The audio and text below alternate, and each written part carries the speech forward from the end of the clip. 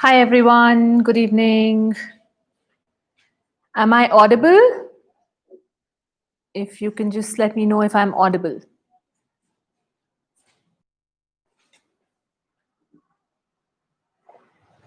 Okay.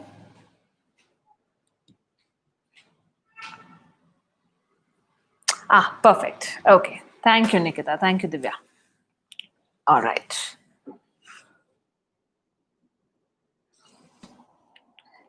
Hi, Sarah. Hi, everyone. Okay, lovely. Thank you, everyone, for joining in. So, today we have a follow up session from the relationships session that we had about 2 weeks back. Some of you had some questions, and I realized that, okay, maybe I should take some time to answer those. And if during this, some other questions pop up in your mind, or even something specific that you have with respect to a relationship that you are thinking about, please feel free to share, please feel free to ask. It always helps if one gets tangible examples. Because when you all asked me questions after the live is when I realized that yes, there are some tangible examples that could have come through, and I am doing that today as a follow-up. Hi Gunjal, hi Smriti. Thank you so much for joining in, guys. Okay, so I want to begin with talking about karmic backlog in relationships because I think I received a few questions regarding that. Now, I do understand that karma has different connotations in different, religions, cultures, and I'm not here to debate that. But with respect to relationships, how karmic backlog works is, so for instance, if you have been on one extreme of a pendulum, okay, so if you're swinging to this side, now by the logic of the pendulum, obviously it has to swing to the other side, right? Now, this swinging from one side to the other side is the karmic backlog. So, for instance, if at some point in a relationship you have been abusive to someone, okay, now in order to complete that entire experience, because the two ends of the spectrum are actually two sides of the same coin. And if you have gone through one side of the coin, the other side is also inevitable because it is the same coin, right? So, invariably, you might end up going through the experience of being the abusee or the victim. Okay, and that is how karmic backlogs in relationships work. Now, obviously, you could ask me then what we keep like thinking of what is our karma, what is our backlog, and all of that. Well, no, not really. I can give you one very, very simple tool which will help you negate this karmic backlog, or which will actually help you master the karmic backlog, and that is forgiveness. Okay. Now, if I take the example of abuser and victim, so if you feel very victimized in your relationships, okay, you can begin to work with a very, very simple statement, and that is, I forgive myself for victimizing others in the past. Okay, so ask yourself, what is that repetitive experience or pattern that keeps occurring in your relationship? Ask yourself, and maybe if you want, you can even put it down here. And I can give you a karmic backlog statement which will help you at least clear out the karmic charge of it. Okay, so now that is step one. The second step, and the more important step actually, is that your relationships. Um, okay, so actually, we have a question. Someone is saying conflict. Okay, so Sarah, conflict is very generic. So I want to ask you, how does the conflict make you feel? You need to boil down to what does the conflict make you feel? Again, what do the fights in my love relationship make me feel? Resentful. Correct. So now, Sarah, you will work with I forgive myself for judging resentment. That's one. Okay. And I forgive myself for resenting others in the past. So that's how you work with it. Yes. And I forgive myself for being a hypocrite. So, see, everything that you keep witnessing repetitively is a charge that you may have put out somewhere, which is why it keeps coming back to you. Okay. Uh, exactly. So, I forgive myself for making others feel fearful of losing their loved ones. Shalini, for you. Okay. Or I forgive myself for hurting others or letting others down. Okay, I encounter this need to keep justifying myself and also being misinterpreted. Okay, so I forgive myself for misinterpreting others. And also, I forgive myself for judging the need for justification. So there could be a charge where you could have judged other people who would constantly have to justify themselves, who would constantly have to, and it also sometimes comes from our parents, guys. So many times we watch, say for instance, our mother being victimized and constantly having to explain herself or something of that sort. Okay, and so now you take a silent vow that never am I going to ever justify myself. But then, because the charge is so solid, you swing to the other end of the spectrum and somehow keep inviting situations where you have to justify yourself because you judged that. And that is how the karmic loop continues. Okay? All right. Now, um, moving on to one of the more important things, okay, which is that your relationships are actually an excellent way to understand yourself. Okay, makes sense. I have picked it up. Yeah. Shalini, you can listen to the recording again because I don't quite remember. I think it has to be I forgive myself for letting others down, for hurting other people, and for making others feel fearful of losing their loved ones. You can listen to the recording again. Yeah. No problem. All right. So, yeah. Now, one of the most ironic things with relationships is that a lot of us know what we don't want. Okay. But very few of us even know what we want. It's like saying, I don't want someone who lies. I don't want someone who will cheat on me. I don't. But if I ask you, what is it that you really want? Shift your focus to that in relationships. And if you are in a current relationship, also shift your focus to what is working in the relationship rather than keeping the focus on what is not. Because whatever you keep your focus on actually magnifies, and that's the simple law of attraction. That's not something which is new to any of us, right? So if you keep your focus on what's not working, even in a particular relationship, are you not staying in that loop so much longer? Again, go back to the example of the coin. Okay, because if you are going through say for instance, you're going through resentments and you're going through hatred, that means you have the coin. What is the flip side? What is the opposite? Flip the coin. Focus on that. And you will be able to magnify that energy. But a lot of us are much more clearer on what we don't want than what we want in relationships. Um, I feel attachment and constantly feel that the person should be around me. Yes. So begin with working. I forgive myself for making others feel attached to me. Okay. Also, I forgive myself for judging detachment. Yeah. Try to work with those statements, Gargi, and see how you feel. Okay. So moving on now. Your relationships are actually an excellent way to understand yourself if you truly look at it like that. Okay. Now, your relationships are like a movie. Okay. Let's look at it like a movie. When you choose to play a certain role and you say, oh, in this movie, I want to play poor me. Okay. Now, the moment you say, I want to play poor me, accordingly, everyone else in the movie has to take on the role to make you feel poor me.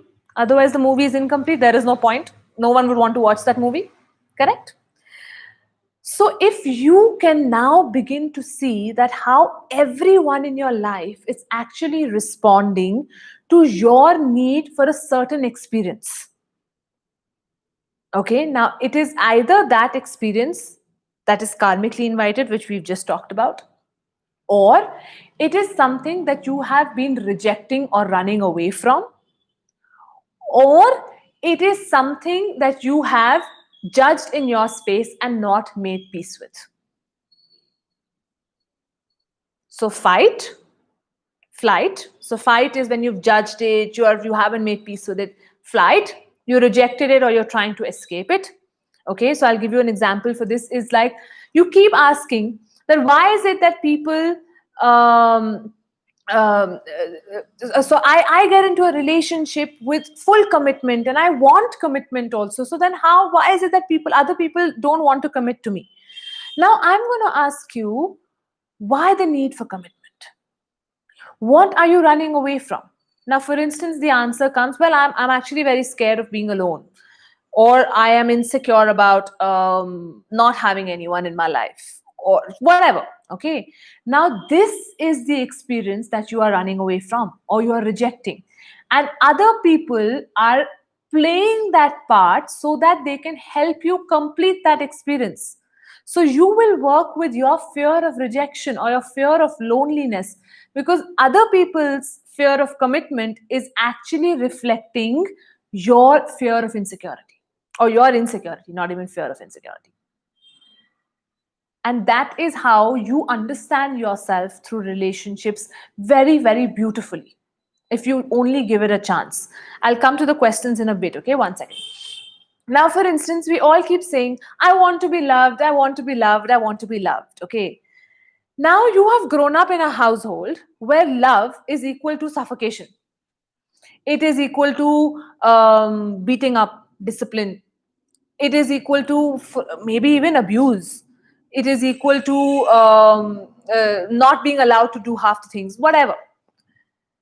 Now, as you grow up, you don't want these things. But love has been associated with that. So what do? You're like, I'd rather not be suffocated and be tied down. So it's better to not invite love, because love is equal to this. And now you create walls to love without even knowing. So the adult in you saying, I want love, I want love, I want love. But love is equal to all these unhealthy wrappers and associations that you picked up, because of which you wall up to love. And then you say you don't receive love.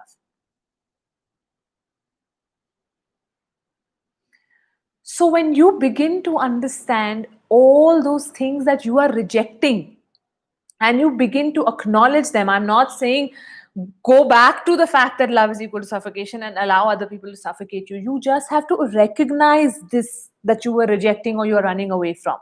Break that association and form new associations with love. Now I'm going to just look at the chat box, okay? Could you please also talk a little about how to break the pattern of not inviting unwanted experiences? When one knows what they want, there would still be some resistance or residual charges.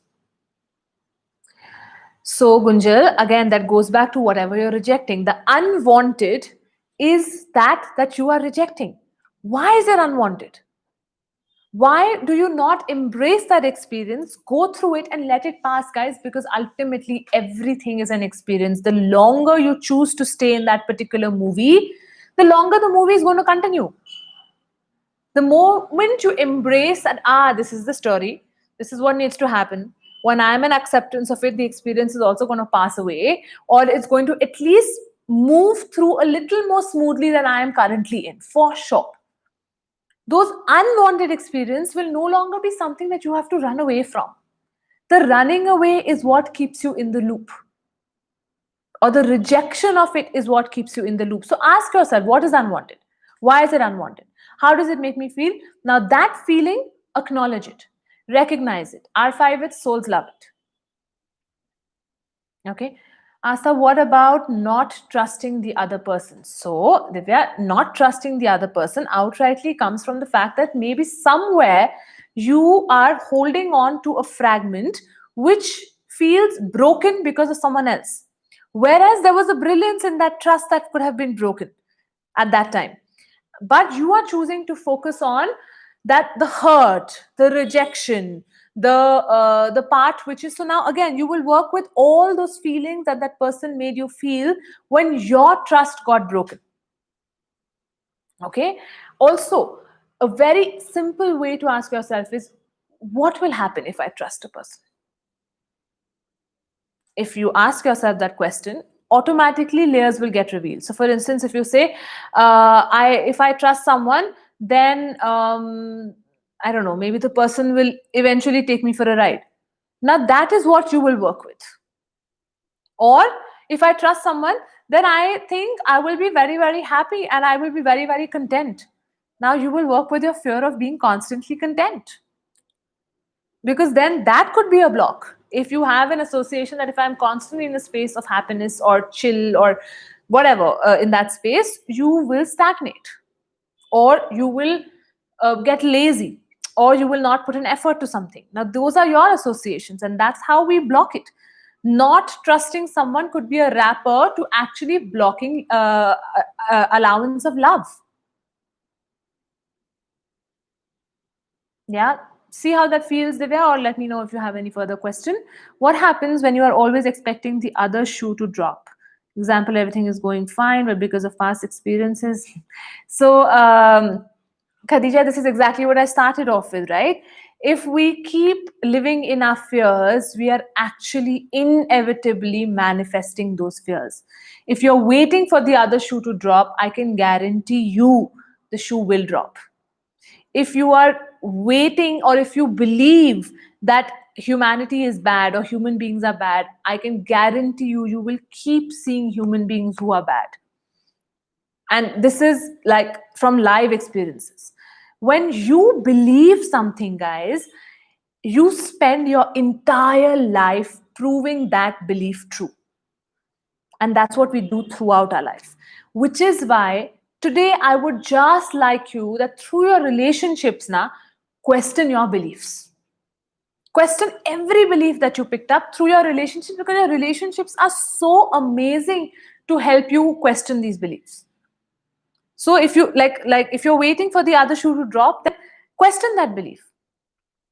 That this belief that something will go wrong, because now you will spend your entire life proving that belief right, and something will go wrong, and then you'll be like, see, I knew it. And that is how the loop continues. Okay, perfect, Asta, thank you so much. Okay, great, thanks, Divya. Okay. So how are we feeling now? I know this has turned out to be a more interactive session. When you start feeling happy and comfortable with someone's company, but not sure how that company be there with me, should we enjoy the moment or do something else? um, so Neha, I always believe that when you are in enjoyment, you are where you're meant to be, even if it is not lasting in the long run. A lot of us keep clinging on to the want of permanence, and because we want guarantee of permanence, we reject so many small things that could have given us happiness. I'm not saying go and like be with every person or whatever, but if there is a moment of happiness coming in your space, why would you reject it for the guarantee that I will wait for something that is permanent? Who can give you that guarantee? Even you can't. And because we wait for that 100% guarantee, we might just keep waiting. Enjoy the moment. Stop feeling guilty for enjoying those little things. It's okay. The enjoyment begets enjoyment. And when you are vibrating at that frequency constantly, you are whole and complete. And when you are whole and complete, I always say you attract that which is whole and complete as well. Till then, it's all about making do with your incompletions. Oops, I don't want the shoe to drop. Thanks. Okay, you're welcome. Is it okay not to invest in certain relationships when you feel it's always been a one-way street? And of course, if you feel that this story for me is done, this is really not serving me anything, but with zero charge, very neutrally, you are able to let go of that or not contribute to it, please go ahead. But if that person is constantly knocking and asking for something, then there is a chance that there is an incompletion. Then there's a chance that it may not be from a neutral space. See, that's what I'm saying. Your environment, your people will give you that feedback. Okay. Awesome. All right. Okay, so I hope you found today helpful. I wanted to log on so that I could answer questions also, and I think you all have been wonderful and I'm sure your questions will serve many as well. So thank you for joining in. If you have any further questions, you can still put it on the comment box. We will answer or I'll reply to it eventually, or otherwise you can reach out to us on our email, which is reach reach.rumi at gmail.com. Yes, and if you found today helpful, please do share this video ahead and look at your relationships as a beautiful way of understanding yourself. Look at that journey with a lot of fun, enjoyment, peace, and joy. And that is what will get heightened. Yes, awesome. Thank you, guys. Thank you for joining in. Have a wonderful weekend. Bye.